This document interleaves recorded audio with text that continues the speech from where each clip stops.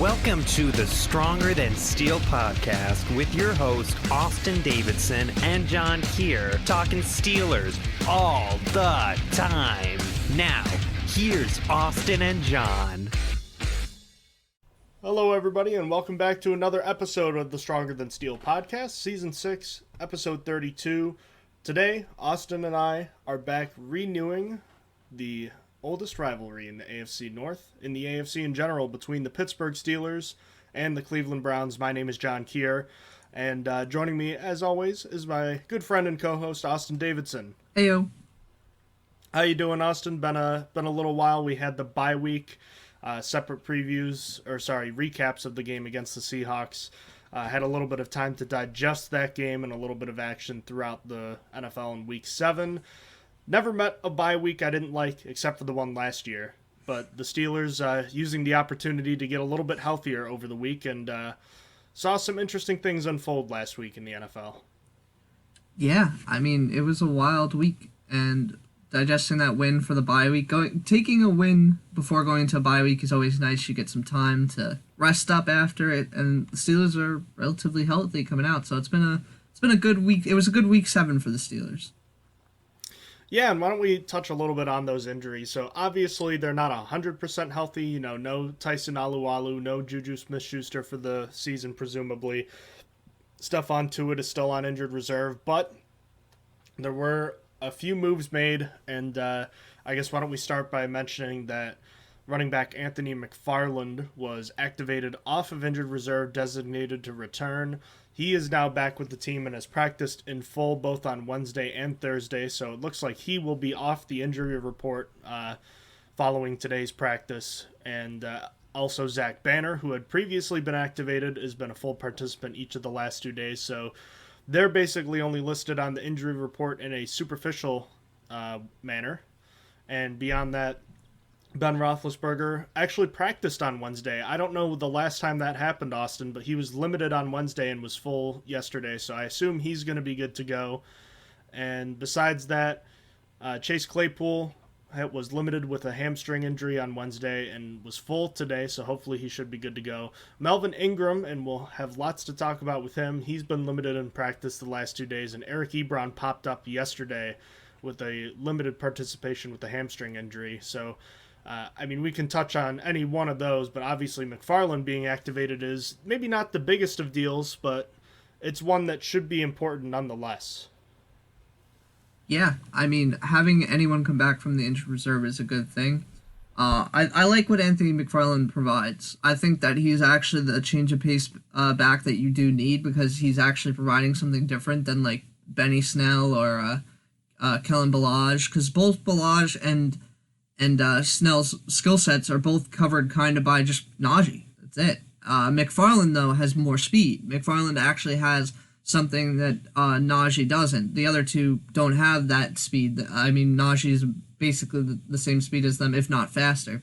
So I really like that McFarland's back to give Najee a little bit more rest, and that Benny Snell might not come in. I mean, Benny Snell is probably still the number 2, but he was regulated to just special teams, I think, against the Seahawks. So.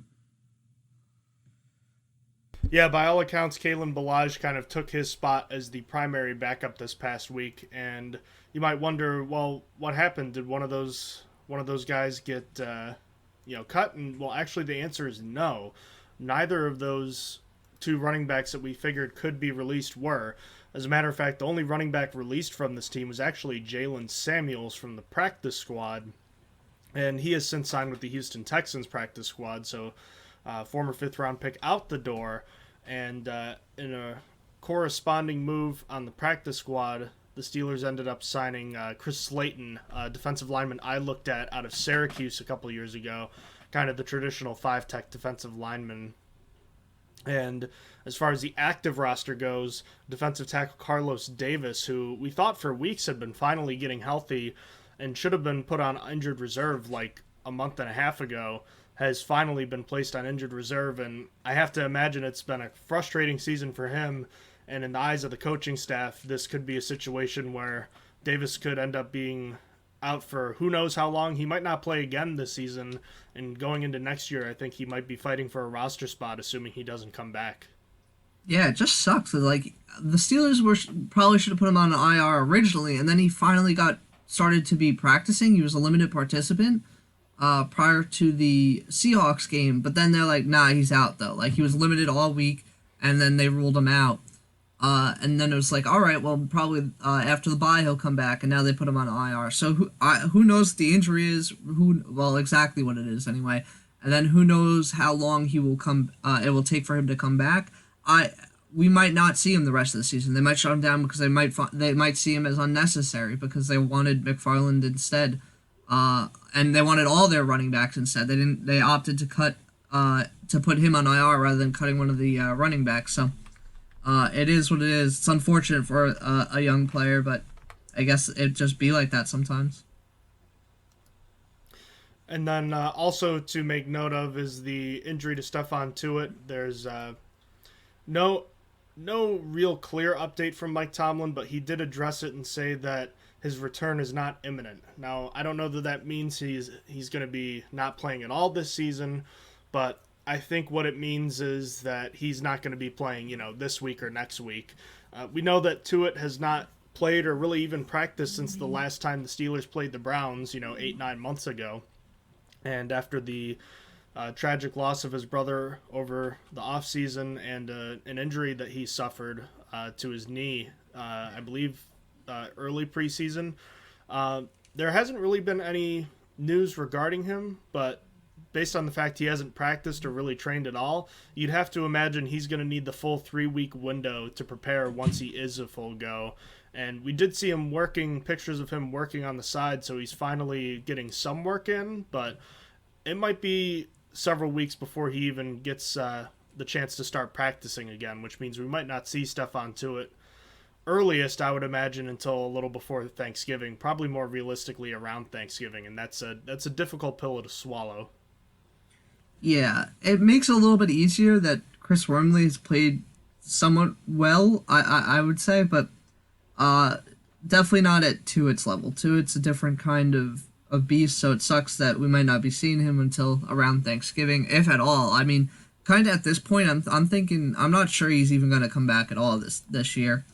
And that would really stink because he's a really good player, but hopefully he will come back, and even having him down the stretch from like week 11 or week 12 going forward, that would be good enough. It would help the Steelers with a run towards the end of the year. Elsewhere, besides that, the injuries currently listed on the injury report, I figured we could probably discuss. We talked a little bit about Anthony McFarland a minute ago, but the way that these running backs could be used, McFarland being possibly a more natural change of pace guy, I do think, as much as the Steelers have used Najee Harris, and I have appreciated that they've stuck with it, I do think that there comes a point where you're going to have to take away a little bit of his workload if you want him to last throughout the season, especially with how much he's touched the ball early on this year. I think you've got to be able to cut down his workload a little bit. Even after the bye week, Harris is fourth in overall touches and is just tied for third in overall touches with 136, and is 3 off of Alvin Kamara, who has 139. The only person who's beyond that is Derrick Henry, because he's not human and has 209.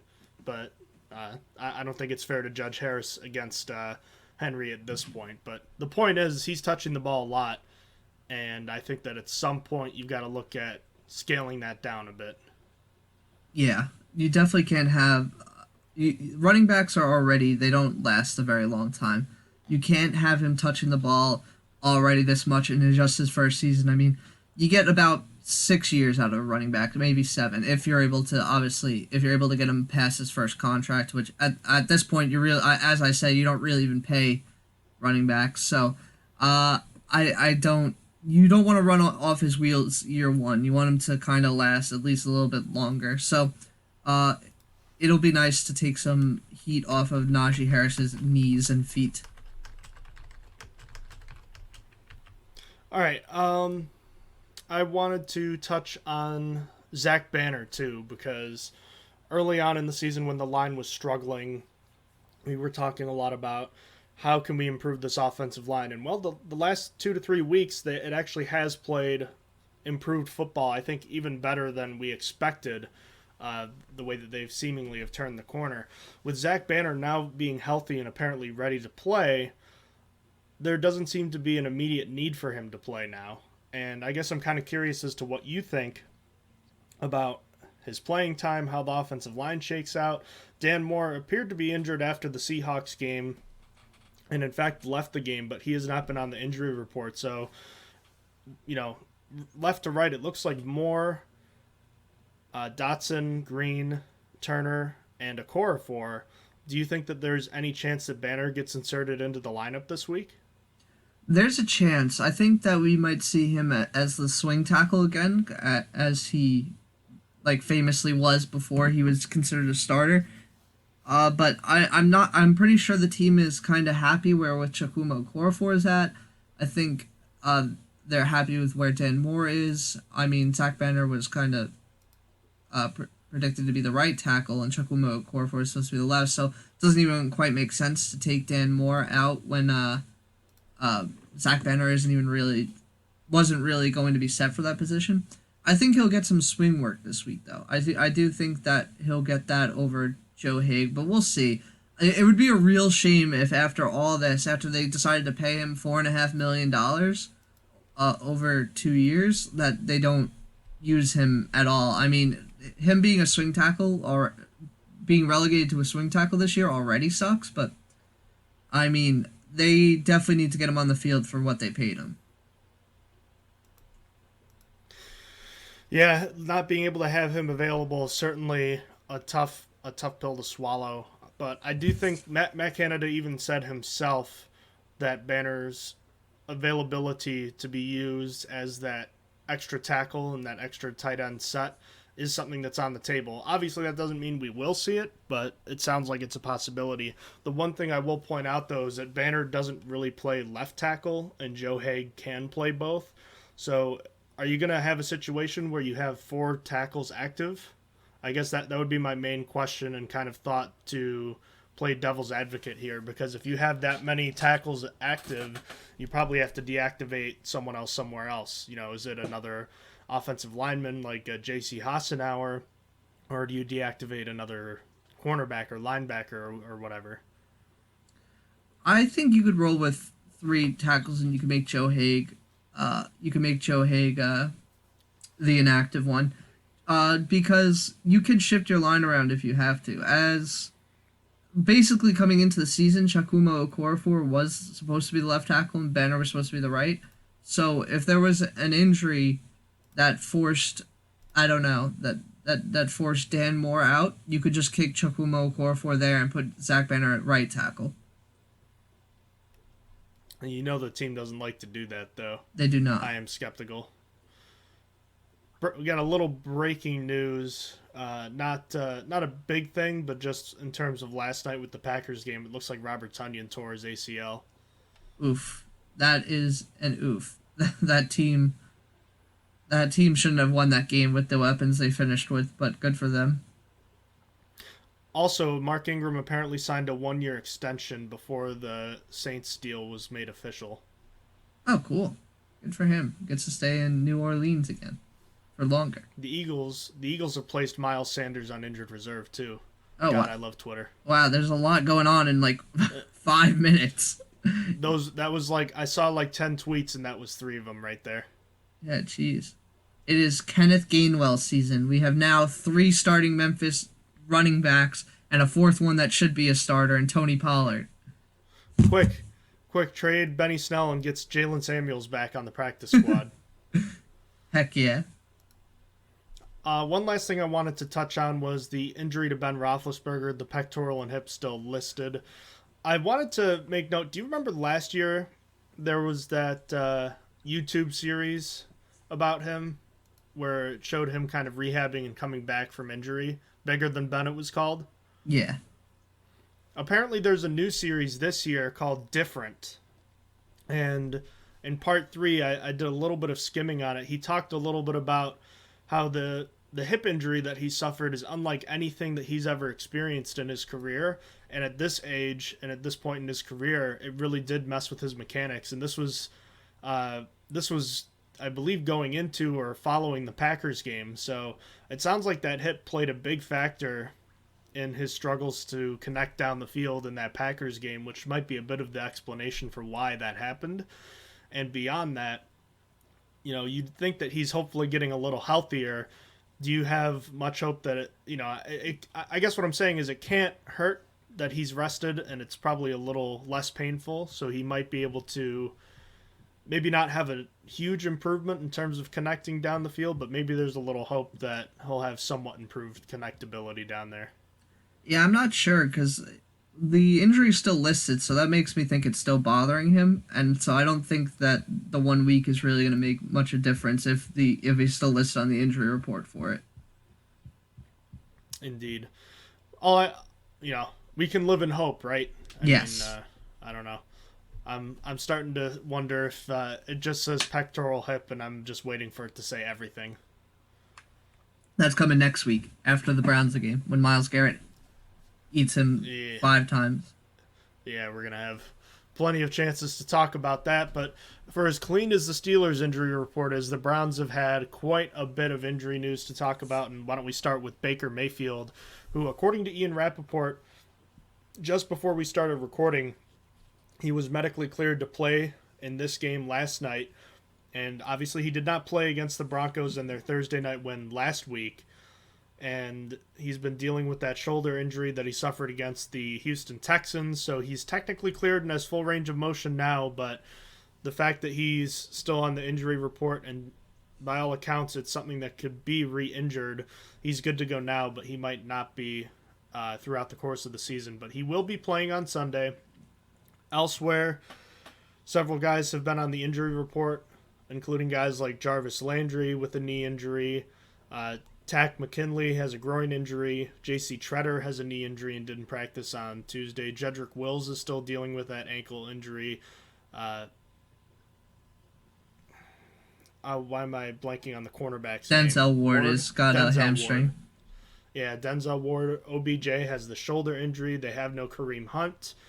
Nick Chubb has a calf injury. Jadeveon Clowney, you ready for this? He's got an ankle, groin, and knee.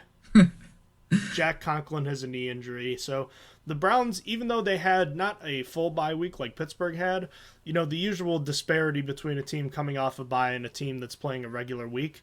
Well, the Browns had a somewhat extended time off since they played last week on a Thursday, but they're clearly still feeling a bunch of injuries, and I guess, they didn't have a bye week, but the long week came at the perfect time for them. But they're still going to be quite banged up going into this one. We obviously aren't familiar or knowing of the availability of all these players entirely, because they should be practicing right now as we speak.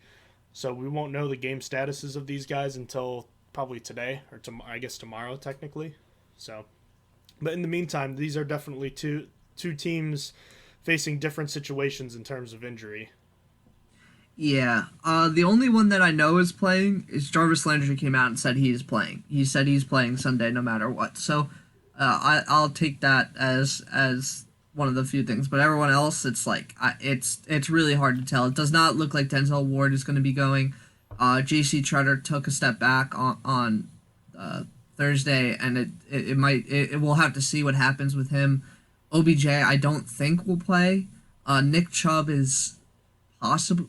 It's all not going to get a full workload for sure. Yeah, I mean, you're going to see some of AAF legend Dearness Johnson for sure, because the Browns like splitting their running backs anyway, regardless of if Kareem Hunt's there or not. So, yeah, it's just going to be tough.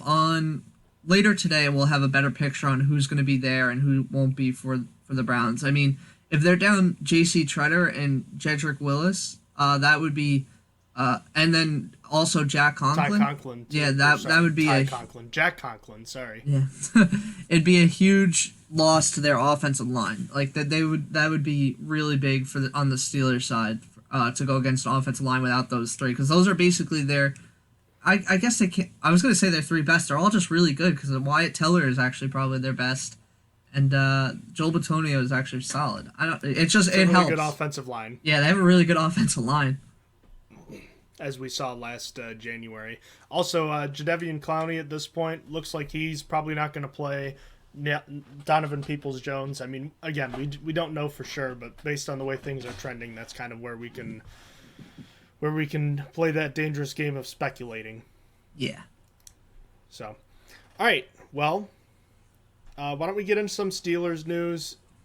Did you watch or get to hear anything about the Mike Tomlin to USC/LSU rumors? And did you pay any attention to all that?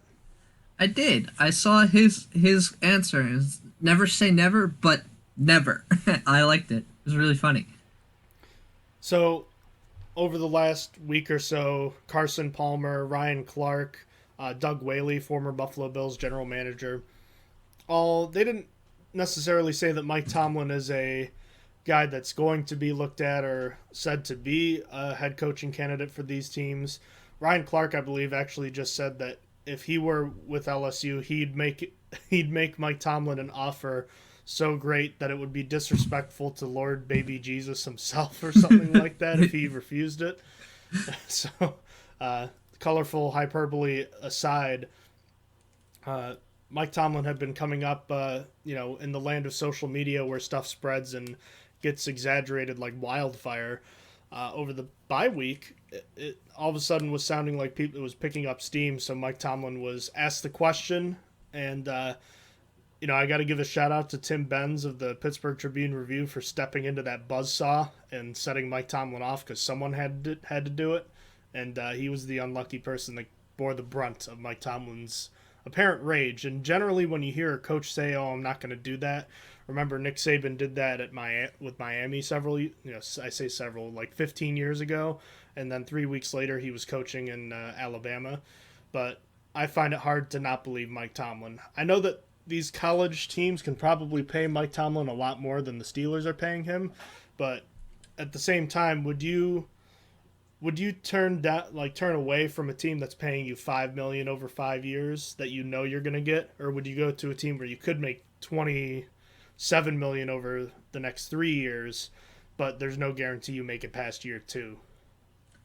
Yeah, I mean, Tomlin's been in this space for a very long time now, since 2007. I mean, I think he feels comfortable in his role. I think if somehow he got fired from the Steelers, he'd still find a role in the NFL. I don't think, by the sound of it, he just has no interest in coaching at the college level anymore. He wants to be with NFL players. He wants to be with the best players available, and I can't blame him. It's where he's carved out a very good role. I mean, it's why he's been a head coach for such a long time, so yeah. All that being said, I don't know about you, but I could envision him being an incredible college coach if that ever came to pass.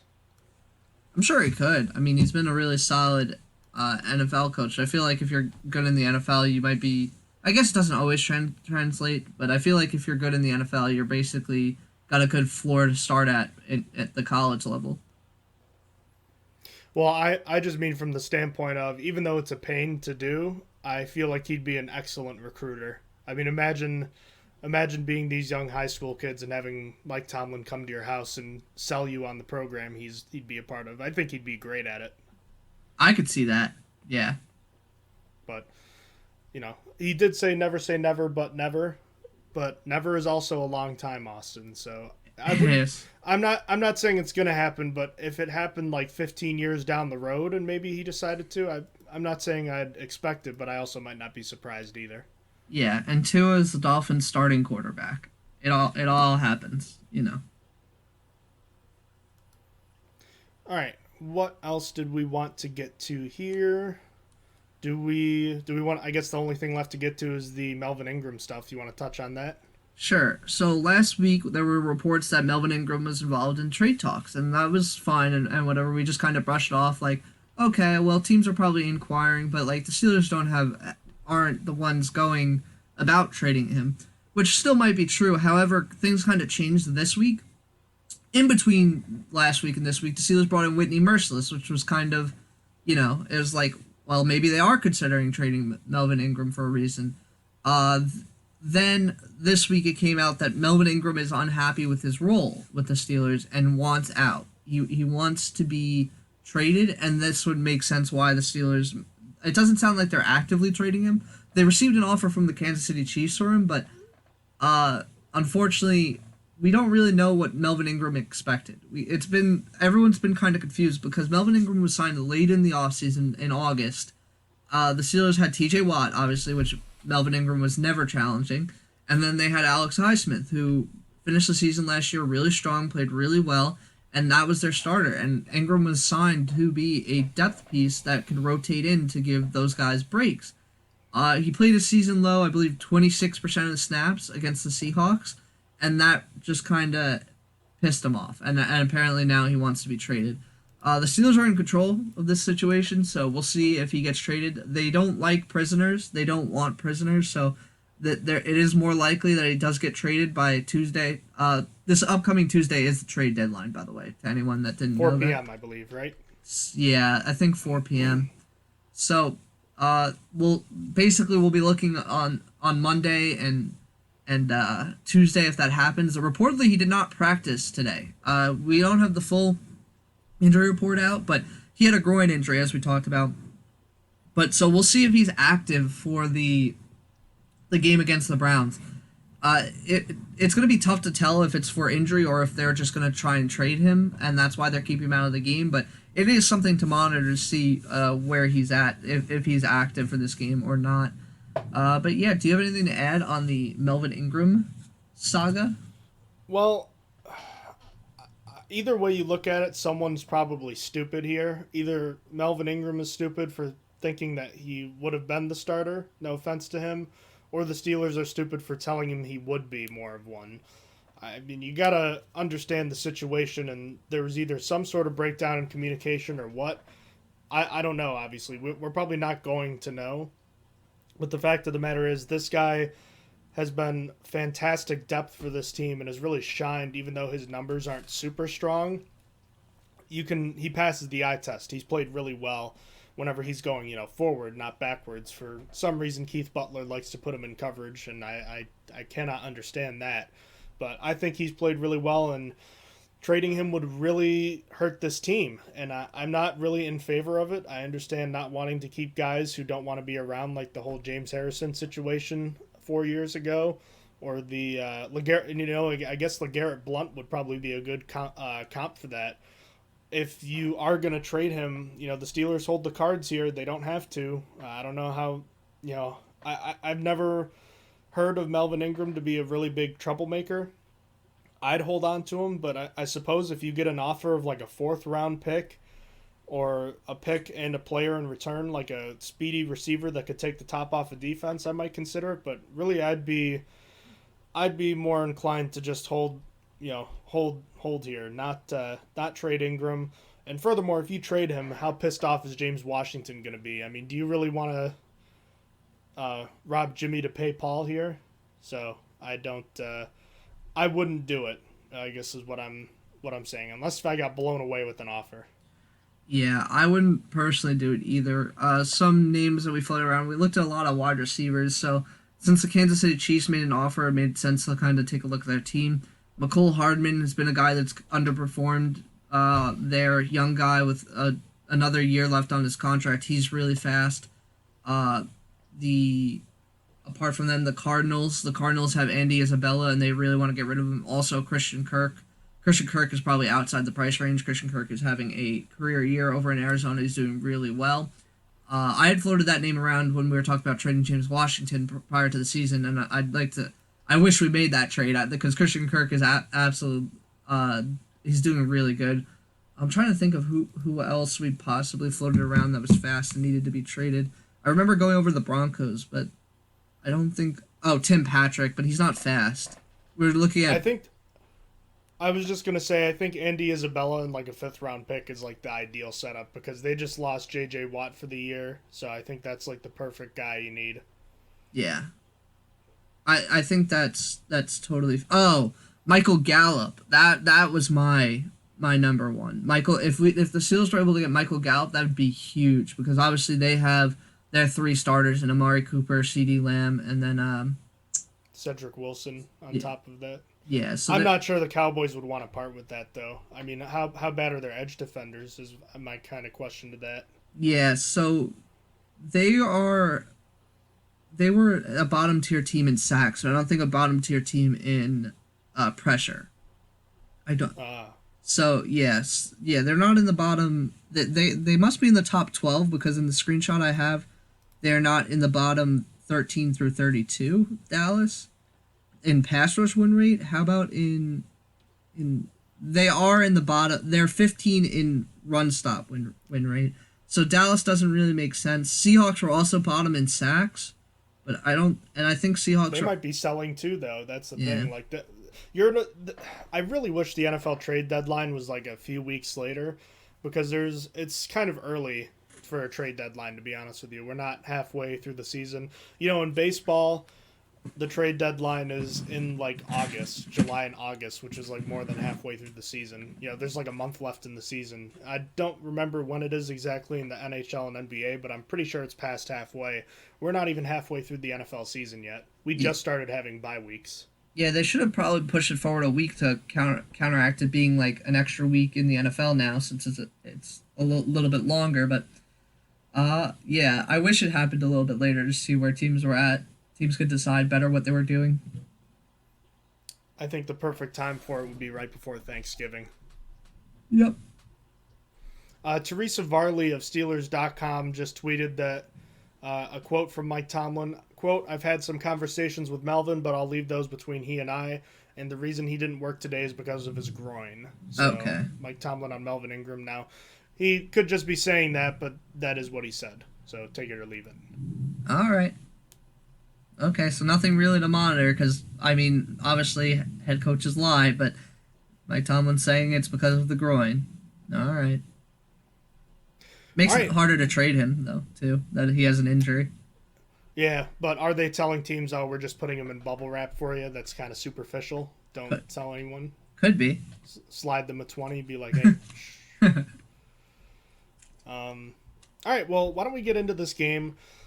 Both teams, 3-3 and 4-3, probably not where they expected they would be going into this season at this point in the year. Steelers and Browns, the oldest rivalry in the AFC.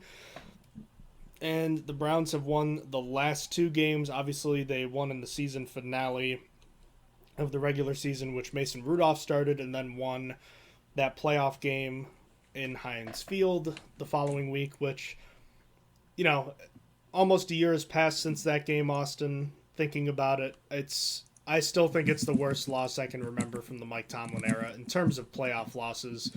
I know that team had a lot of issues, but I still come away from that game thinking that there's no reason that should have happened given everyone that the Browns were missing.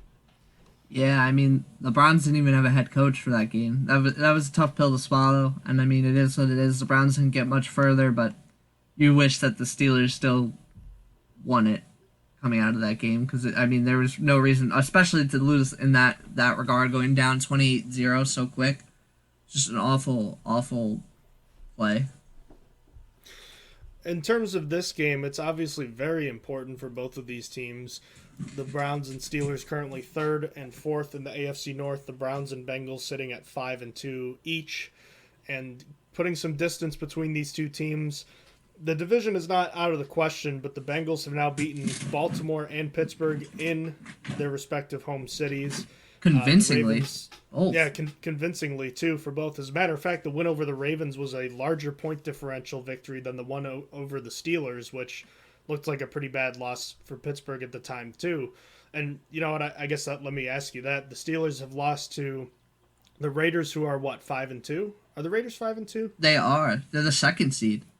The Packers, who are now 7-1, and the Bengals, who are 5-2. Are all of a sudden they looking a little bit better in your eyes? Or I just think it's it is what it is. But some people are trying to push that.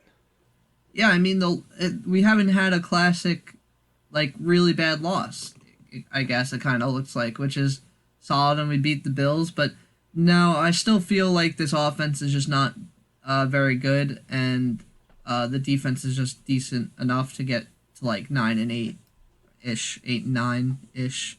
So Yeah, I don't really feel much better, even though those teams are all doing really well. I do think that the Bengals are real now. I think I said that on the last podcast, but the Bengals are the real deal. They have beat some really quality teams, and I mean them blowing out the Ravens was basically enough. Certainly validation. Now, when we come back to the Browns here, you kind of touched about the Steelers' struggles on offense. Defensively for the Browns, we just talked about those injuries. Tack McKinley, Jadeveon Clowney, Mac Wilson's hurt, Denzel Ward on the injury report. There's a lot going on, but top to bottom, it is a relatively talented defense, a team that's playing better overall statistically, but is not getting the takeaways that they had last year. They got a ton of sacks, and they're doing a good job of not giving up a ton of yardage, but they're giving up more points. There's a weird disparity where they're 20th in points against, but they're second in yards against. So certainly seeming like the opposite of bend but don't break in this situation. For this Browns defense, they're certainly led by Myles Garrett, and they've got that scary defensive front, but they've invested a lot into their defensive backfield over the last couple of years, and it's been hit and miss at times. Their defensive backfield, you said? Yeah, I'm thinking it's been hit and miss given what happened with the Chargers game. Yeah, I mean, you kind of expect them to play better. They made some big additions to their defensive backfield this offseason. They made it a point because Andrew Sandeo sucked for them, so they were like, we need to improve this, and they thought that they would get better with Greedy Williams getting healthy and Grant Delpit getting healthy. They basically made a lot of investments into this secondary in the past 2 seasons, and they're just not really playing up to snuff. I mean, Denzel Ward is and was, but now he's likely out. He's hurt with his hamstring injury. But they also added 2 Rams and Troy Hill and John Johnson, and the LSU boys, as I pointed out, and Delpit and Williams. And then they just drafted Greg Newsome, who was a guy I looked at in pre-draft this past season. What do you think about him, by the way?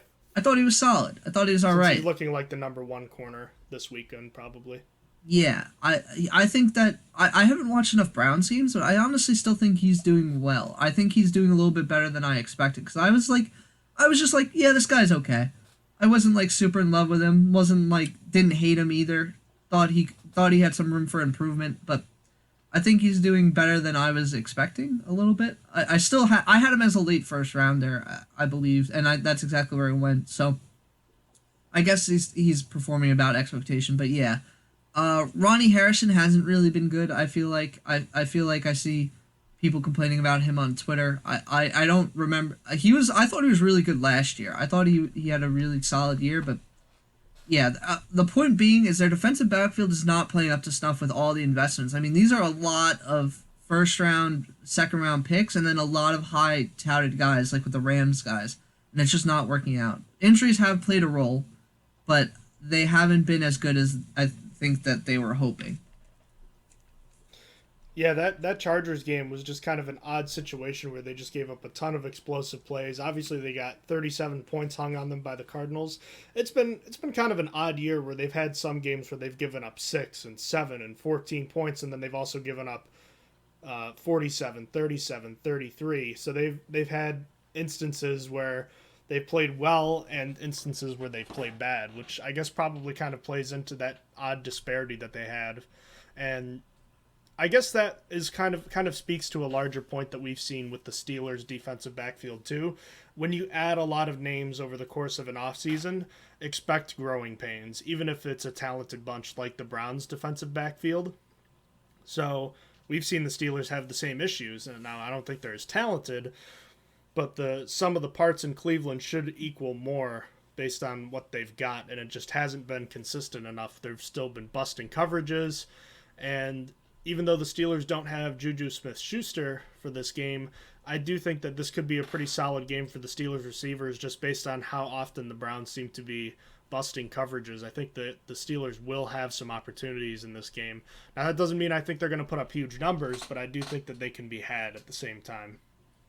Yeah, they're not the best, and they can be taken advantage of. The Steelers wide receivers might be able to beat them if Ben could put it on point. I think that this isn't the toughest secondary they're going to face all year, especially without Denzel Ward. It should be a bunch easier. Ward is the one that scares me the most because, I mean, Ward had that really good game against Roethlisberger week 1 a couple of years back. His first career game. Yeah, his first career game. And, I mean, basically the talk was, look at this man who had no college production interceptions, because interceptions don't translate from college to football. And he picked up Ben, I think, twice? He had a really... Yeah, one was on Jesse James, though. That is true. But, yeah, still. He scares me the most, and with him likely not playing, I feel much more comfortable going against, like, Troy Hill, Greg Newsome, Greedy Williams. I think those are the top 3. I hear they like A.J. Green, the cornerback, who's someone that I looked the at. other A.J. Green. Yeah, oh my god, I'm so mad about A.J. Green right now. I hate that name. Please don't. Wait, so I need to ask, which one is better, the other A.J. Green or the other Lamar Jackson? Or the other Adrian Peterson? There's another Adrian Peterson? This was probably before your time. There was another Adrian Peterson who was a backup for Chicago for a number of years. I think the Jets like their Lamar Jackson. So I think I'll go with him. I heard that the Browns like their AJ Green though as well.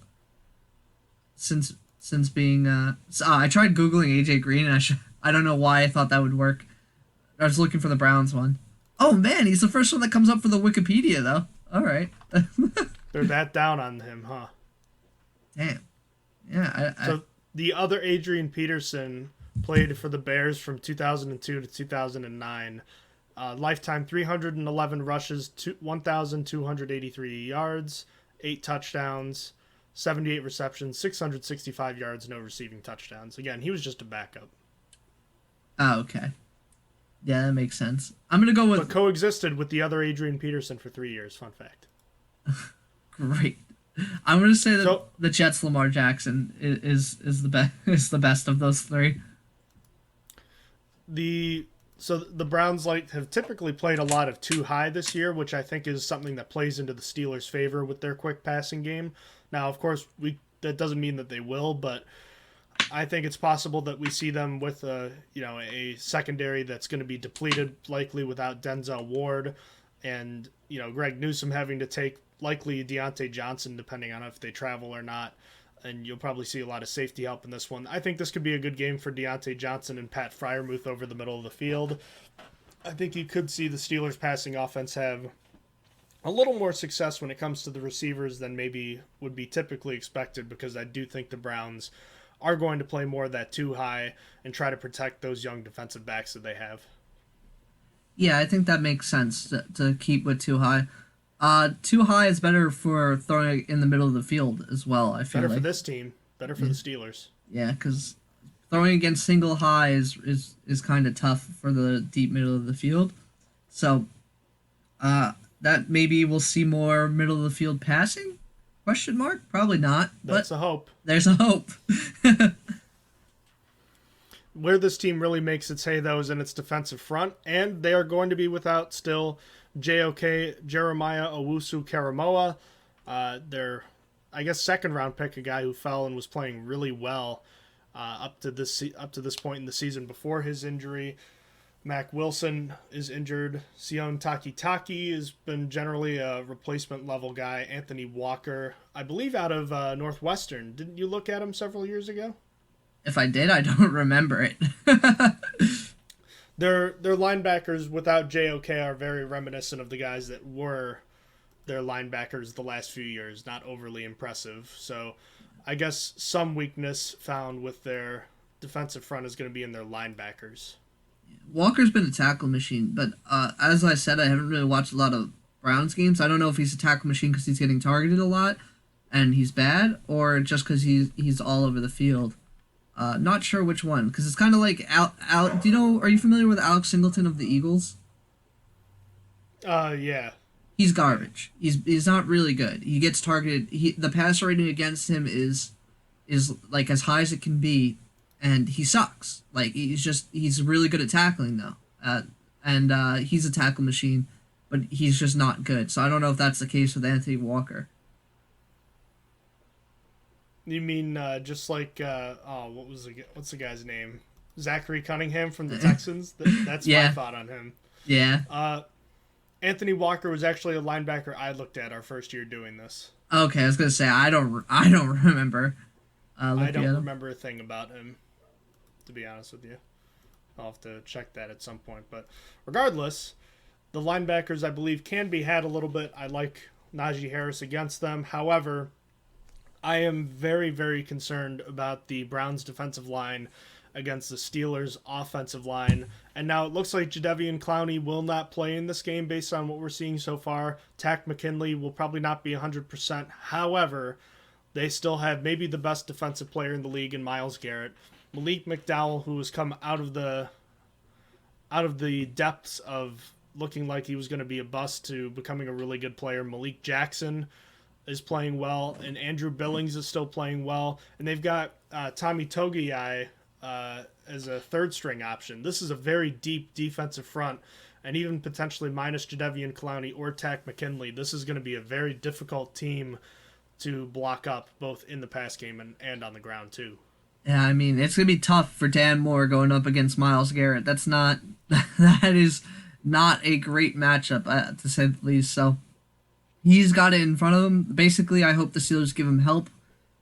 Get Pat Freiermuth out there, Eric Ebron, running back Chip, something to keep him in check, and then kind of hope that the rest of the offensive line does their job. Because, I mean, I don't think Jadeveon Clowney's going to play, and that likely means that either Afedi Odenigbo, I don't know how to say his name, or Joe Jackson is going to get the start on that side.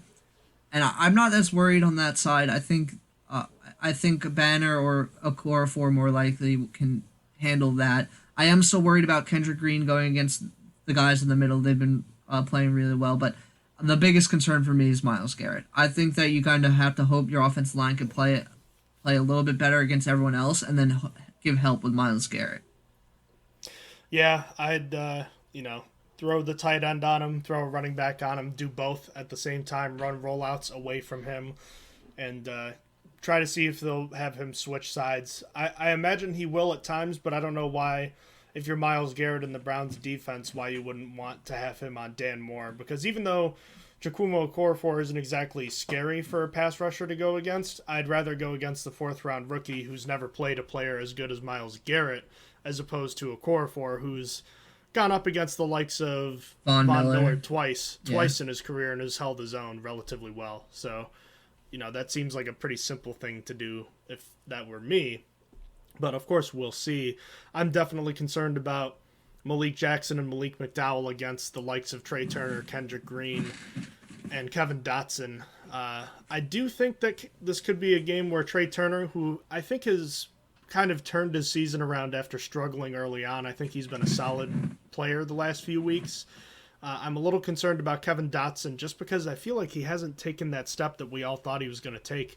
I mean, didn't it seem like after last year's play he was going to be maybe not a top-tier guard, but a guy that was going to be at least above average? It did. It did feel like he was heading in that direction because he was playing at such a high level. PFF loved what he was doing. This year, not so much. And now with Garrett, are you trying to do anything extra to take him out of the game besides chipping, rollouts to the other side? Are you trying to run at him, get him double teamed? Like, what are you trying to do? Do you consider maybe situational play calls? Do you think about maybe changing things up a little bit where it's a second and a third and long? Do you think about a play action fake and going deep in this one, or a 3rd and 8? Do you think about a draw on a 3rd and 8 just because a guy like him is going to get so far upfield? Yeah, I'm not. Other than the chips and the double teams, I'm not really.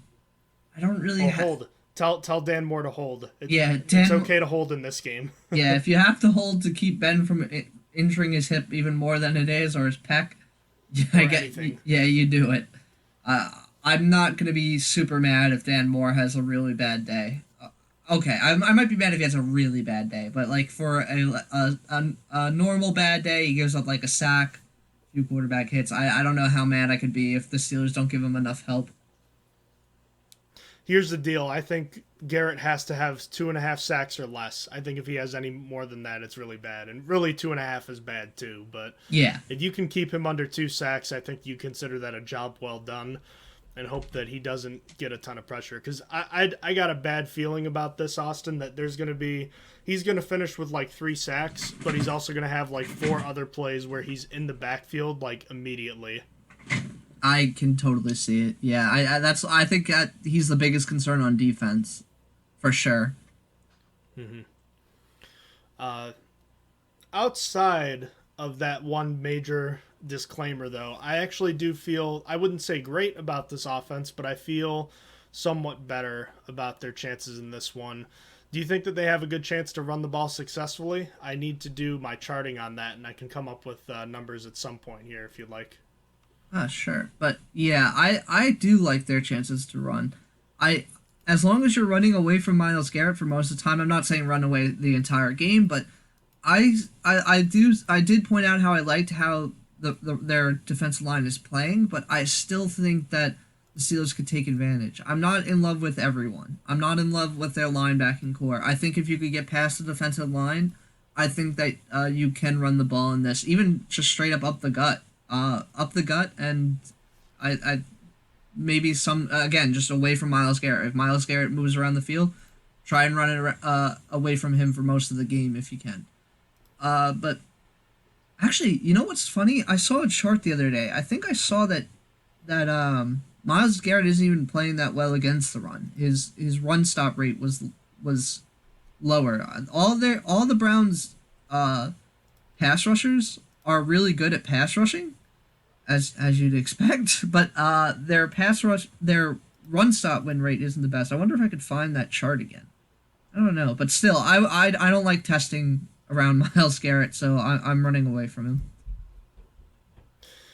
Yeah, and I imagine you'll see, they haven't done it a ton, but I imagine you'll see some boots away from him too. Yeah, that'd be nice.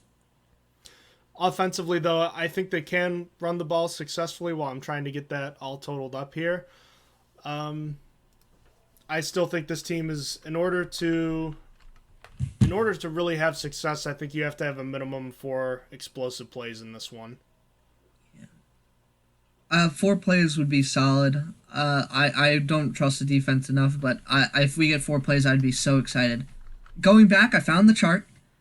Yeah, Myles Garrett is a below average amongst like the edge rushers in run stop win rate. So he's not. Is that PFF stats? I'm just curious. I sent it to you on Twitter. I don't think so. It's from a guy named Seth Walder. I don't think he's with PFF. Oh, I think he is. I think he's with ESPN. ESPN Sports Analytics writer. Yeah. Well, it's analytics, so we're big on analytics. Yeah, here. Are we big on analytics? Not the Steelers, but we are. Yes, we are. But yeah. So basically, all the Browns edge rushers, Jadeveon Clowney, Takara McKinley, and Myles Garrett, amazing pass rushers. They are in the top 4, and they are 2, 3, and 4 in pass rush win rate. Can you guess who they're behind? I'm sorry, what was that? So, Takara McKinley, Jadeveon Clowney, and Myles Garrett are 2, 3, and 4 in pass rush win rate in the NFL. Can you guess who they're behind? Oh, T.J. Watt? It's just T.J. Watt. Yeah, they're just. However, T.J. Watt is all the way in the top right corner by himself because the chart is pass rush win rate on the y-axis, which is the up and down, and run stop win rate on the horizontal axis, the x-axis. He's on the right, which is a very good thing. He's by himself. It means he's good against the run and the pass. Myles Garrett is in the bottom 10, I believe. It's hard to count looking at this. Myles Garrett is, out of the 3 guys, is the worst against the run. Takara McKinley is a little bit better, and Jadeveon Clowney is like just at average for run stop. So they aren't as great against the run according to the analytics. Interesting. Do you think? I mean, it could be a case of them getting too far upfield, and I suppose. Yeah, something like that. Overall, for this offense, what's a successful day? What do they have to do? I'm looking for 23 points. I think 23 points is a successful day, kind of for any game. I have low expectations of them, but I think 23 points is a solid day. 27 if there's a turnover. So they have to keep it at 1 turnover or less? Yeah. basically, if they're putting the defense into a short field, they have to score more points. So I'm expecting them to put up 27 if they do. And the 4 explosive plays. Oh yeah, 4 explosive plays is a good number. I'd be happy with 3.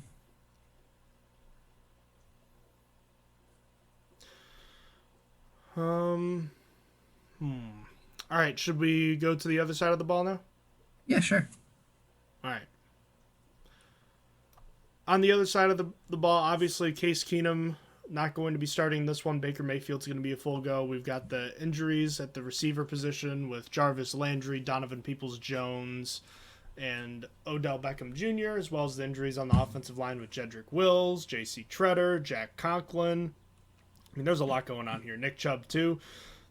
AAF legend Dearness Johnson carried the load for them last week, and I'd imagine even if Nick Chubb is going to play, Johnson's going to get the majority of the work in this one. Yeah, I think I still think Chubb. I think Chubb is going to come back this week. I think Chubb is going to get the majority. I think he's going to play. And I don't think he'll be 100%, but I think he'll be splitting kind of like how he does with Kareem Hunt. But he's still the lead back, so I think that's how it's going to work out there. But man, it's just really tough out here. I mean, you look at like their depth chart, and you just look at everyone that's injured. It's just kind of scary. Like their backup center is on IR. Chris Hubbard's on IR. Another one of their guards went to IR. Then you have Willis, who's questionable. Conklin, who's questionable. J.C. Treader, who's questionable. These aren't official tags. These are guys that are injured, I should say. And then the backup to all these guys, they have the same backup. They have a jack of all trades called, his name is Blake Hance. He's the backup to, he's listed as the backup to Willis and to Teller and Conklin, and he is injured as well. Their backup. He's been limited all week so far. So it's going to be tough sledding for whatever running back gets the majority of the carries if all these offensive linemen can't go, because I don't know who they're going to thrust into these roles if like Wyatt, Teller, Willis, and Conklin can't go. You still think the Browns are going to run the ball a lot? I would imagine that they're going to try to protect Baker Mayfield. Yeah, I mean, they're risking it by putting Mayfield out there when he's got a torn labrum and a broken bone in his left shoulder. I understand it's the non-throwing arm, but they are playing very dangerous. So I think that they should. I mean, the running has been their identity, and they're likely going to be out Odell Beckham. I'm not 100% sure on that. He got re-injured in the last game they played on Thursday. But they'll only have Jarvis Landry, so it kind of goes towards running,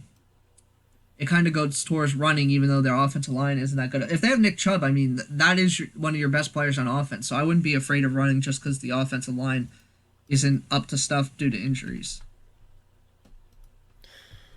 Now, on the other side, for Pittsburgh's defensive front, a unit that has struggled, especially in their last game against the Seahawks, to stop the run.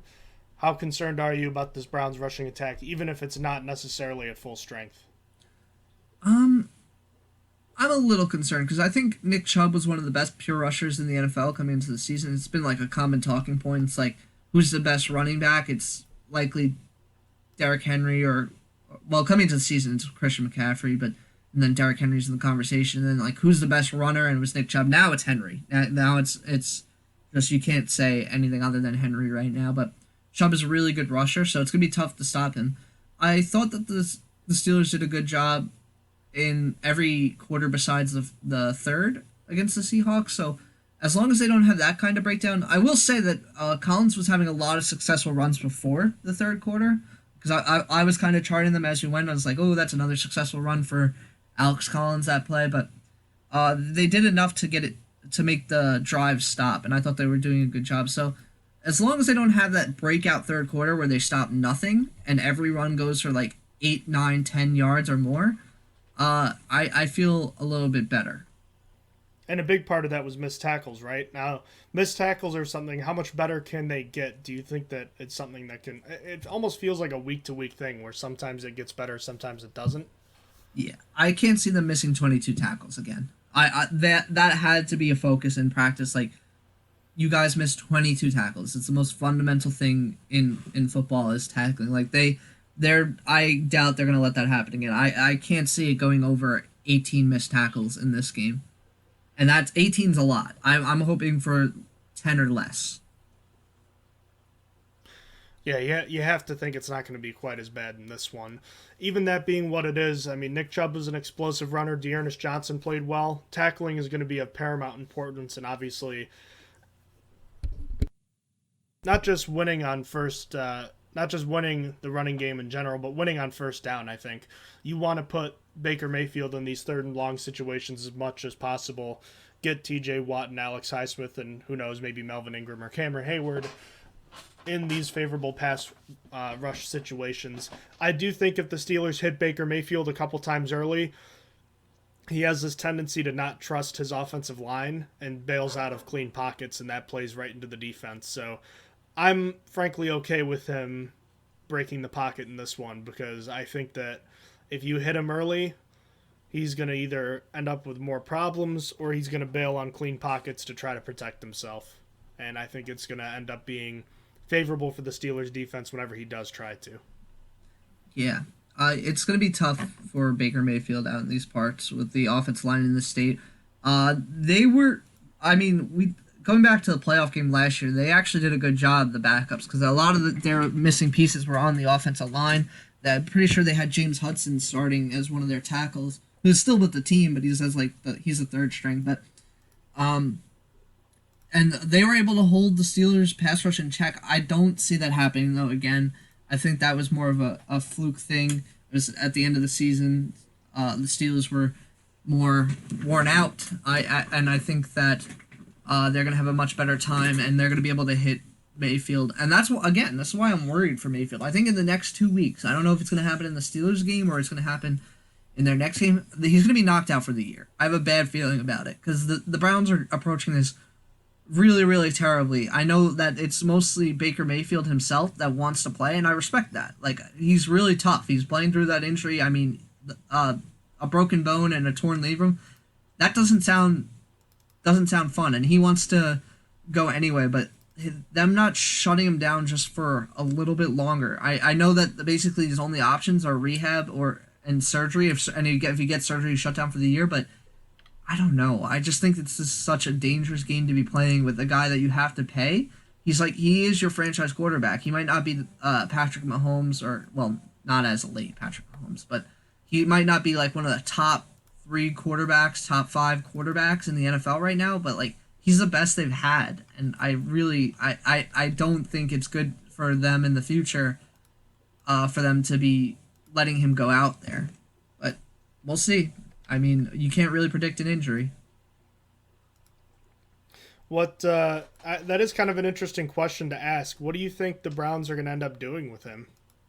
I think they got to pay him. I mean, you got to pay him, and you got to pay him top quarterback money. This is how the NFL works. Even if you're not deserving, you're going to be. Some people are going to be paid the top quarterback in the NFL, and just you have to do that sometimes. Like when I like Matt Stafford, but like when he was made the highest paid quarterback in the NFL, that was 100% not where he should have ranked. I mean, like, yeah, he's solid. He's like basically the only good thing the Lions had, but it's just part of having a quarterback. Like, if you have a good one, you have to pay him.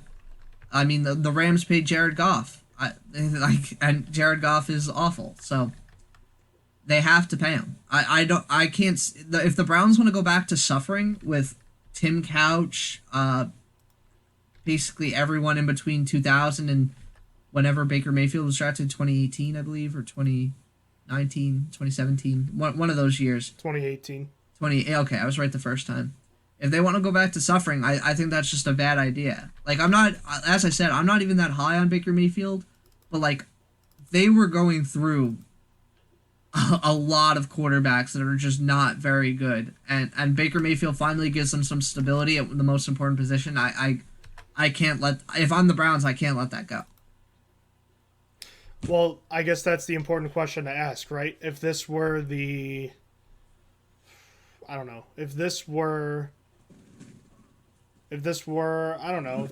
Colts instead of the Browns, do you think that they give him that extension?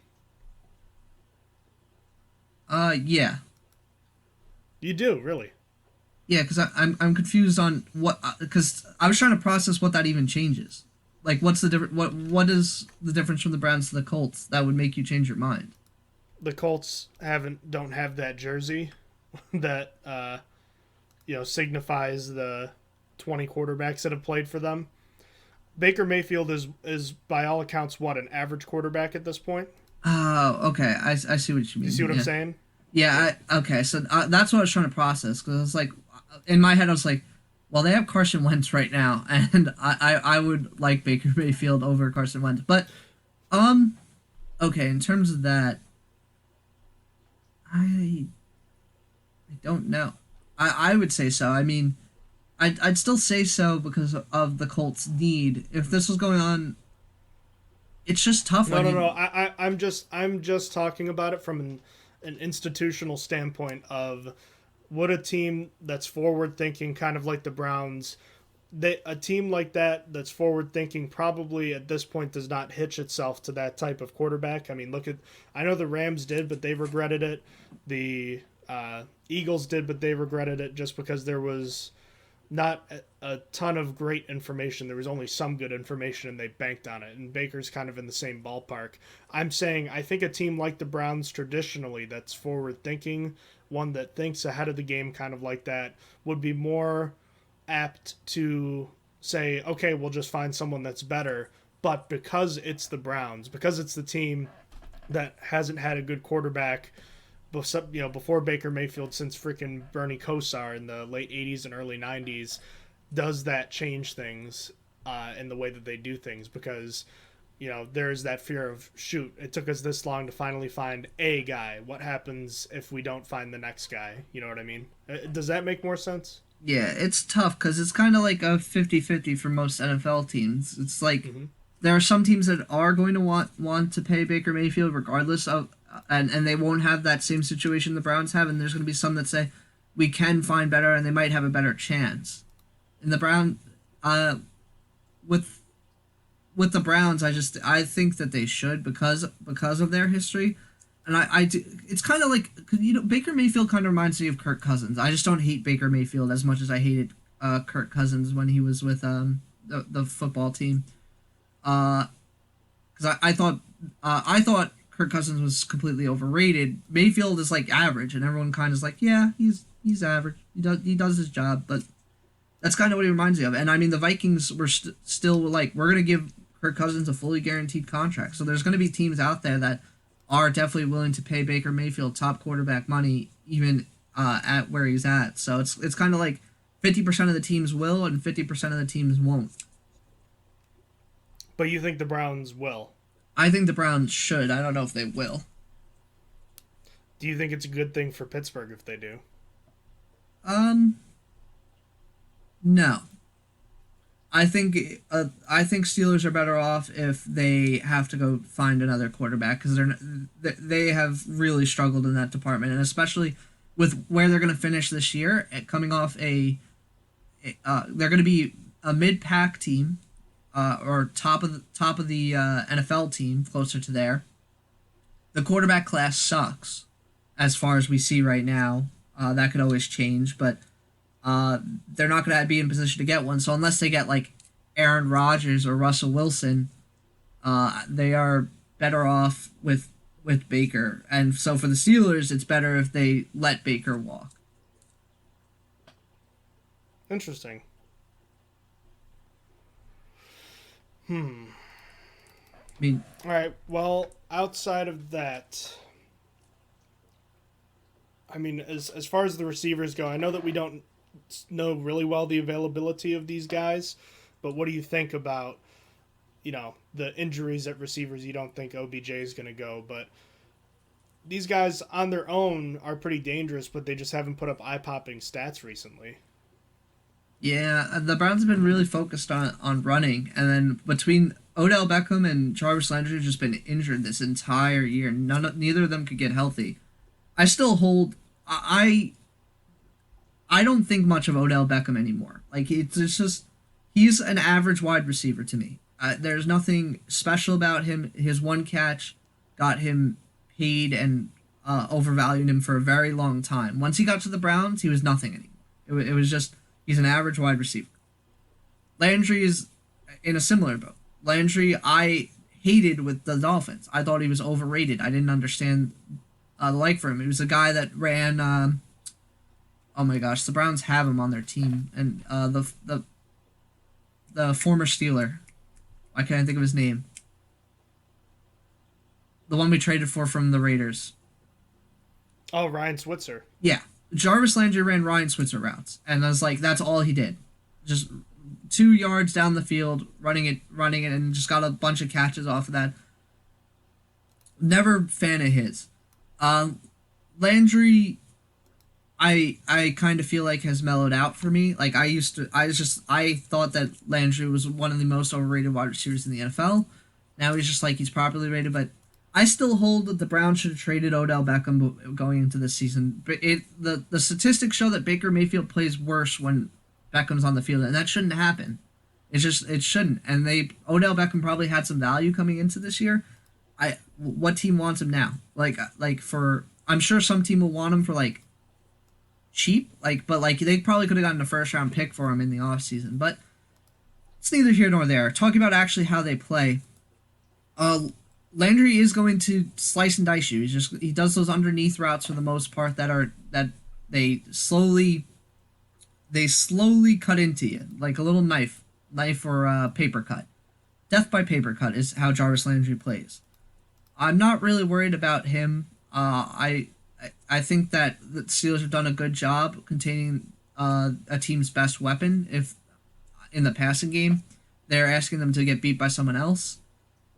And therefore, and also Donovan Peoples-Jones is hurt. So now you have basically Anthony Schwartz, Rashard Higgins, Jarvis Landry, and maybe Odell Beckham Jr., and then whoever they decide to elevate from their practice squad. So I'm not really worried about their wide receivers. I don't really think much about them, even though Landry has gotten a little bit better for me. I think that this game is going to be all about running. Now, what about the tight ends? Because they've got 3 solid ones in Austin Hooper, David Njoku, and Harrison Bryant, all 3 of whom played significant snaps the last time the Steelers played this team, and they actually were spreading the field with those guys. Yeah. Austin Hooper has one of the worst contracts in the NFL. That man does, nothing lately, not this year. Personally, I don't, it's another case. I'm just not really worried about their pass catchers. Austin Hooper hasn't done much since getting to Cleveland. He did more last year, but now, he's just not really even doing much at all. David Njoku wasn't doing much either, and then he caught a 86-yard touchdown or 83-yard touchdown, and he was, and it kind of boosted his stats, but also not great from him. I mean, we're looking at Hooper, who has 14 catches on the year. Hooper has 14 catches through 8 weeks, and they don't have through 7 weeks, and they don't have their bye week yet. That's not that great. I'm not really worried about that. He's averaging about a catch and a half per game. Harrison Bryant, I like, but he's not the starter. I mean, he's tight end 3 for them, and that means he's not even really on the field for 2 tight end sets. I think that he has potential to be the best tight end there, but he only has 7 catches. And then you look at David Njoku, I think, who has statistically the best for Njoku. And he only has 17 catches. 17 catches for 284 yards and 1 touchdown. I think they all together have 2 touchdowns on the year from the tight ends. Just not really worried about them. And one touchdown was on 1 play. He got 80 of his yards, or I'm sorry, it was 70 yards. Apparently it was 71. He got 71 of his yards in that touchdown on 1 fluke play. I'm not really worried about those guys, because otherwise you'd have 16 catches for 210 yards. Again, another guy that's averaging a catch and a half per game. Not big on those guys. Not big on their pass catchers. Doesn't it feel like a guy like Njoku should be a bigger part of the offense, throughout his whole career? I mean, I don't just mean this year. Yeah, I mean, he was drafted high and should have been. And I mean, we had that saga where he wanted to leave because he wasn't. And honestly, he probably should have just left. He probably should have made a bigger stint to get somewhere else. But yeah, Njoku's probably their best they got there. I think he's been playing better than Austin Hooper. Does make you wonder why they paid him all that money, and he's a fine blocker. I always said Austin Hooper was the upgraded version of Jesse James, but it just feels like, I don't know, it felt like a lot of money to give a guy that they should be probably playing a little more. He's still good, but I don't know. Yeah. Elsewhere, as far as their offense goes, we talked about their offensive line. They do a lot of play action. I'd imagine that they're going to be relatively conservative, try to get the ball out of Baker's hands quickly. I still like the Steelers' chances of putting a lot of pressure on Baker Mayfield, given all of his issues and the offensive line struggles that the Browns have had with all their injuries. I have a hard time thinking the Browns are going to be able to put up a lot of points in this one. The big thing is obviously the running game. Can they run the ball successfully, and can they do it for a high average? Yeah, it's going to be ideal if the Steelers can stop the Browns' running game and then the Steelers can run themselves. It would be perfect. That's kind of what I'm hoping for this game. I'm hoping that the Steelers force Baker to throw, force him into uncomfortable positions where he can where he could be hit. And I mean, he's going to be thinking about that injury, I think. And then negate what Nick Chubb and D'Ernest Johnson do on the ground while the Steelers are able to control the ball and establish a run game and rely on that.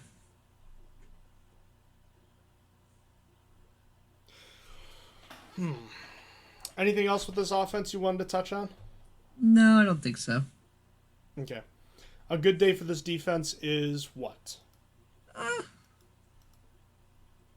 20 points or less. 20 points. This is a team that, the Steelers were unable to force a turnover the last time they played. They've done a good job running the ball. Top rushing offense in the league. I think you've got to get a couple turnovers in this one. It would be nice. It'd be nice to get a few picks on Baker Mayfield while he's not at 100%. Again, I know it's not in his throwing arm, but it'd be nice to put him under pressure. All right. Shall we move on? Sure. Oh, do you have anything to add for special teams? I forgot to ask. I don't think so. In the meantime, I've been calculating successful run rates for the Browns over the last 4 weeks. They were 18 of 28 for a total of 64% last week. 2 weeks ago against the Cardinals, they were 6 of 15. 3 weeks ago, they were 21 of 33 for 63%. And against the Vikings, they were 17 of 35, 48%. So 2 of their last 4 games, they've been over 60%. 2 of their other 4 games, they were under 50%. So they are running the ball relatively successfully, and I give up with trying to find the rest right now. I should have done this before the podcast. It's complicated. It happens. It can be complicated. Yeah, It'd so be really nice if it were more of a mainstream statistic. Would be nice. Maybe eventually people will get onto it. I mean, people are starting to get onto like running backs don't matter. I feel like more so. Maybe we'll get more statistics because of that. I have some breaking news from Ian Rappaport. Sure. The Rams and wide receiver Desean Jackson have mutually agreed to seek a trade partner. Oh, interesting. That's kind of odd, isn't it? Yeah, I mean, he hasn't gotten a lot of playing time. I mean, they have a lot of wide receivers and tight ends to get the ball to with Matt Stafford, so kind of makes sense. I guess he wants to play more. Because otherwise, why would you leave a really good team like that? I guess he wants to be a contributor. Elsewhere, Joe Rutter of the Pittsburgh Tribune-Review has tweeted that Eric Ebron has been declared out with a hamstring injury. Melvin Ingram is officially doubtful. Oh yeah, we got the injury report early today. Normally it doesn't come out till 4 p.m. Interesting. Yeah, Eric Ebron and Melvin Ingram are the only 2 on it. What happened to Eric Ebron? He got hurt today. He popped up on Thursday Limited. Oh, it's Zach Gentry season, baby. Zach Gentry tight end too. I would assume that it was limited because he got injured during practice, is my guess. Mm. So, Growing Club continues with Melvin Ingram. Hell yeah. All right, let's get into our picks for this week. Anything you wanted to touch on with last week's action? Nope. I think the only one I wanted to touch on was the Ravens and Bengals, and we already talked about it, so we're good. I'll dive a little bit deeper into that. I'm just going to say that Jamar Chase over Penei Sewell was the right choice, and I wasn't saying that it definitively would have been, but I was saying that the argument about blocking for Joe Burrow so you can throw to a receiver versus a receiver that can get open to protect a bad offensive line is kind of holding true in this one. Jamar Chase has changed that offense, and Penei Sewell would not have. It's fair. It is fair. And let me be clear, I for a long time have believed that the offensive line helps protect the quarterback. Not saying that it doesn't, but I'm more and more opening up to the idea that receivers that can get open are key in helping an offense protect a bad offensive line or protect a quarterback. I mean, look at what's a good example of this? I guess the Jamar Chase thing is a good example, but just receivers that can get open, Austin, that can create separation are so important. I mean, Joe Burrow last year was terrible at throwing the ball deep down the field, and this year he's connecting on like 30, 40-yard passes, which are so accurate. It's basically like he's walking down to Jamar Chase down the field and handing the ball to him. Yeah, that's nice. Jamar Chase has changed that. He's been able to get that separation so that he can, so Burrow could place it there. Good for him. And furthermore, I would also like to hereby cancel drops as a flawed stat, just because they do not translate from what we can see. Jamar Chase from preseason to regular season, Deontay Johnson from 2020 to 2021. Yeah. Yep. So things could change. It might be a yearly thing where, like, over the course of the year, he might struggle with drops. Unless if you're Eric Ebron, you might struggle with drops, but that doesn't mean that it... Kick a man while he's change. down. He's not even playing this week. He couldn't even injure the groin. It's a hammy he injured. Should have been groin. It's true. Couldn't join the groin club. Am I crazy, though? So let me put it this way. I will be looking at receivers this year, and the ability to get open a la Deontay Johnson, Jamar Chase is going to be more important to me than winning contested catch situations like Chase Claypool, because they do not translate as well. Yeah, that is something I was thinking about the other day. My original evaluation of Chase Claypool was he was all right. And like, first year he overperformed. Now he's kind of back to where my evaluation of him was. So I was kind of thinking about that the other day. It's like, so maybe I did get it right for him, because I last year he outperformed expectations for me. This is a guy that, just you feel like he needs to make more plays, and he was drafted to do so. But I guess it's holding true that the most valuable aspect of a receiver is getting open. Yes. It's another reason that N'Keal Harry hasn't been a big deal, because he can't get open. He's a contested catch guy, and it just isn't enough. Yep, hated him. Did not like him. Did not like him. J.J. Arcega-Whiteside's the same way. Gotcha. Some NFL news real quickly. Wanted to mention that Mark Ingram was traded from the Texans to the Saints for a 2024 seventh. We mentioned that a little earlier. Roger Goodell was also reported to have made $128 million over the last 2 years. So that's nice, man. Yeah, that's a lot of money. All right, let's get into our picks this week. Thursday Night Football, Packers and Cardinals. We both picked the Cardinals to win and cover that 6.5 point spread. The Packers come out and pull through with the win despite no Devontae Adams, no Allen Lazard. Good game. Still sounds like you're mad at AJ Green for that whole fiasco.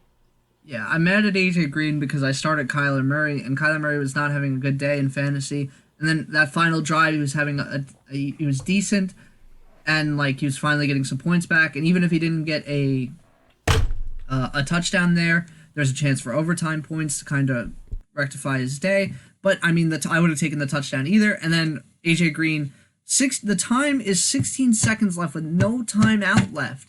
He's out there blocking. What did he think the play call would be did he think it was a run play? I don't even understand. Like, it was 16 seconds left. He has to understand the situation where there's no timeout to stop the game. There's no possible way it could be a run unless the Cardinals are really stupid, which, I mean, I guess fair. I don't like their brass either, but, like, Manson, like, he has to be smarter than that to know the situation. Like, even if he thought it was a run play, like, well, I'm out on the outside. Let me just run out for a route just in case. What was the worst thing that happened if the Cardinals actually called a run play? The guy from the outside might have made it all the way to the line of scrimmage, made it over there. No, I have no idea what AJ Green was doing, what he was thinking, and I'm pissed about it because it just I couldn't even take like no points. I got minus points to Kyler Murray for that because interception. But God, I'm so mad at AJ Green still. That's a reason why you got to start charging receivers with interceptions. Yep. Trash. Let's move on to an NFC South battle between the Panthers and Falcons. And this one, the Panthers in a free fall. The Falcons looking better as of late are 3-point favorites at home. Darryl Johnson and Terrace Marshall are out for the Panthers. Give me the Falcons to cover. I'm sick of picking the Panthers. I will not pick the Falcons for the rest of the year, so it should just already be assumed I'm picking the Panthers, even though I don't love them at all either. Let's move to Dolphins at Bills. 2-touchdown line for Buffalo at home against the Dolphins. I'm actually going to say I like the Dolphins plus the 14 in this one. Divisional games always tend to be kind of wacky. Yeah, they do tend to be wacky. Last time the Bills blew them out, though, and I think they still had Tua, so I'm picking the Bills to cover. Was that this year? Yeah, it was this year. They shot 35 right? this year. 35-0. Yeah. I don't like when divisional games are done before Thanksgiving like that. I say before Thanksgiving, before November. Yeah, I mean, it's happening with the Titans and Colts, too. The Titans and Colts already played. Yeah, I'm not a fan of that. 49ers at Bears. Two teams underachieving, maybe? Two teams certainly not playing up to where people thought they would be. Khalil Mack is out for this one. Bears are a 4-point underdog at home to the 49ers, who looks like Jimmy G is going to be playing in this one, but Trey Lance was limited in participation. I think I've seen enough of Jimmy G. I think it'd be pretty much Trey Lance season now. It should be. I'm going to pick the Bears plus 4. I really don't like either of these teams. This matchup just made me like, meh. Made me like, I was so mad that, not mad, but I was like, looked at this match, like, this game is going to suck. Like, it's just, that game is a game I'm not going to watch at all because it sounds unwatchable. I'm picking the Bears plus 4, though. Agreed. I will do that as well. Eagles and Lions, two other lower teams in the NFC ranks getting together in this one. The Lions still looking for their first win of the year. They are relatively healthy on their injury report. Obviously, they're down a bunch of different defensive backs. No Miles Sanders in this one. Anthony Harris doubtful for the Eagles.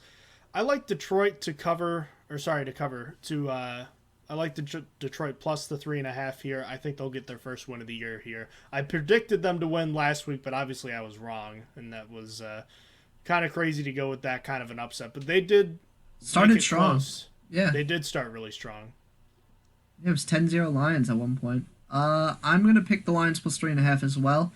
I'm not a big fan of where Philadelphia is at right now. I'm not liking how they're playing, and against the certain opponents. So I'm gonna pick the Lions plus 3.5. Is Jalen Hurts the answer? Possibly.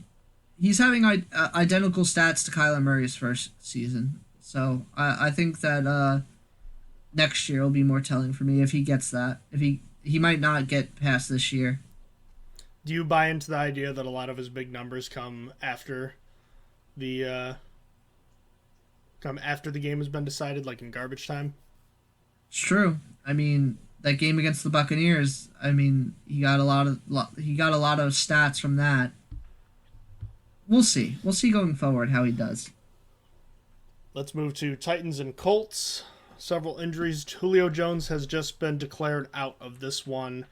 The Colts are currently 2.5-point favorites at home, which might be a bit surprising. I'm actually going to take the Colts to cover. They've been playing better as of late. The Titans, coming off those two huge wins, I think they're going to be ripe for a bit of an emotional letdown. So I like the Colts to win this one and cover.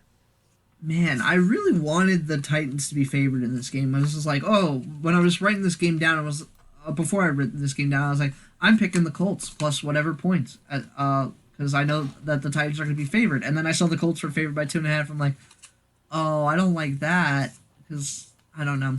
The Colts are playing for a lot right now. This is the only other time that they're going to be able to face the Titans. They lost the first time. Now, something I went over with my other friend with this specific game. This game could give the Colts a shot at the division. I mean, you look at, if the Colts can come out with a win, they're playing for a lot here. They'd be one game back, and their next two games are the Jaguars and Jets. I don't think in that order. I think it's actually Jets-Jaguars, but then the Titans have to versus the Rams, and I think the Giants. They have a shot, if they win this game, to take control of this division over the next 3 weeks. So the Colts are playing for a lot, and which is why I was going to... Yeah, screw it. I'm taking the Colts to cover, too. I think the Colts are going to win it. They have a lot to play for, and the Titans don't as much. So I'm picking the Colts to cover. I originally had the Titans plus 2.5, but give me the Colts. I love it. I'm all about it. Go with your second gut feeling. Always do that.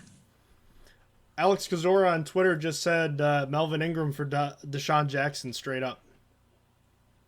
Maybe. I mean, he's still fast. So I'd still like a 7th-round pick in addition to that, but I mean, if that's the kind of receiver we're looking for, I'd take it. I mean, that guy can still move.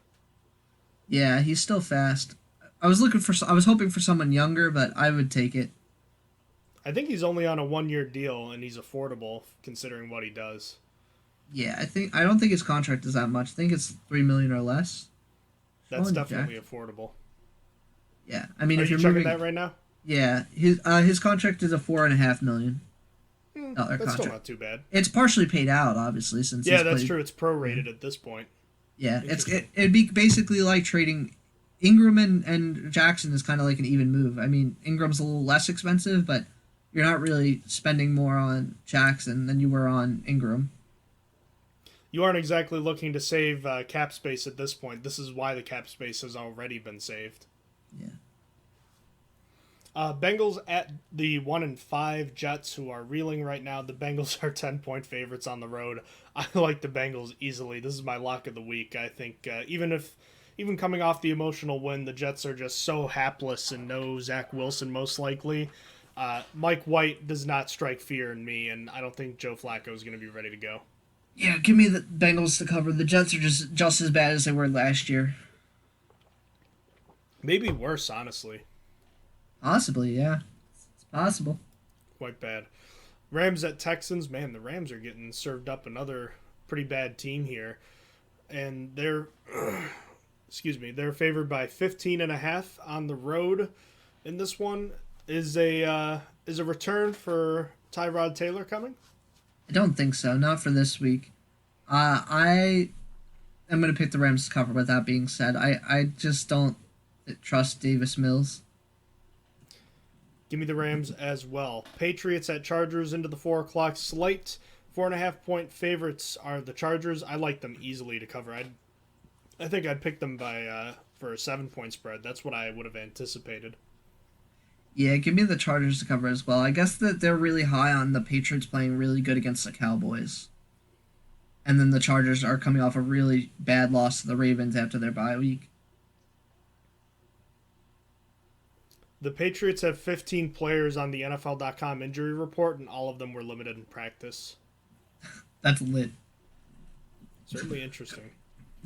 Austin Eckler did not participate in practice this week, so he might not play. We'll see. That probably contributes to the line. To the line as well, yeah. Yep, I do like the Chargers, though. Jaguars at Seahawks. Seattle's a 3.5-point favorite at home. The fighting Geno Smiths. I like the Jaguars in this one. This might be the first time this year the Jaguars have actually had a legitimate advantage at quarterback. And even though they're not a good team coming off the bye, I like them in this one. I like that. For me, I'm going to take the Seahawks to cover. I think that they played well against the Saints last week. They weren't able to pull it out, but I view much more highly of the Saints than the Jaguars, so I'm going to pick the Seahawks to cover. Tampa Bay Buccaneers traveling to New Orleans, where they are 4.5-point favorites against the Saints. Antonio Brown was apparently on crutches the other day, and Rob Gronkowski still has not fully returned to practice. I think this could be a sneaky game for the Saints to maybe not necessarily win, but get a backdoor cover here. I'd like the Buccaneers to win, but the Saints plus the points. I'm going to pick the Buccaneers to cover, and it's my lock of the week. I don't like where the Saints are at, so I'm going to pick Tampa Bay. Ooh, thank you for saying that. I made the Bengals my lock of the week. I don't know if I said that. You did. I did say that. I should know that.